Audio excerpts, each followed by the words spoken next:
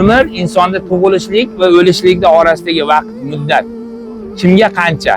Rasululloh sollallohu alayhi va sallam aytdilar, ummatimning o'rtacha umri 60 bilan 70 ta orasi dedi. Lekin bundan ziyoda umr ko'rsa, unga Alloh rahim qildi. Nima uchun endi umrdan gap ochdingiz desa, qaranglar-da, ba'zi birlar tug'iladi, yoshligida ingrab-ingramay o'tib ketadiganlari ham bor. Ba'zilar bizda so'raydi, domla, go'dak tug'ilinsa-yu ingramasdan o'tsa ism qo'yamizmi, janoza o'qiymizmi, yuvamizmi deydi. Umri qisqa ekanda. Onaning qonidagi umr berilibdi-yu, ruh puflangan-u. Lekin bu yog'iga nima berilmabdi? Umr berilgan, hayotiy dunyodagi umri yo'q. Onaning homilasidagi go'dak 120 kunlik bo'lganda farishta tushadi. Ruh puflanadi, taqdirlar bitiriladi.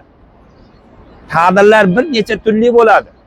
Rizqi bitilinadi, baxtli yoki baxtsizligi bitilinadi. Shuning uchun rizqi nomi o'tmaysan bu hayotdan deysiz.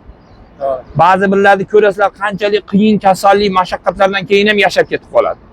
Ba'zilar oddiy narsa sabab bo'lib o'lib qoladi. Ya'ni umr e'tibor bo'lib qolinadi. Mana Ramazonga ham ba'zilar yetib kelmadi-yu.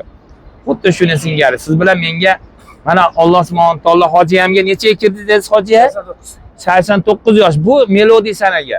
Hijriy sanaga oladigan bo'lsangiz 3 yil qo'shiladi. 30 yilda 1 yildan qo'shiladi. 90 dan oshiq umr beribdi. Onasi 112 ga kirganda o'tgan ekan. Qarang. Alloh subhanahu taolo 100 ni tevasida umr bergan ekan kimlargadir. Nuh alayhissalom davrida Nuh alayhissalom ikkinchi odam deb e'tibor qilinadi. Odam alayhissalomdan keyingi payg'ambar kunlarda birida ketyapti, bir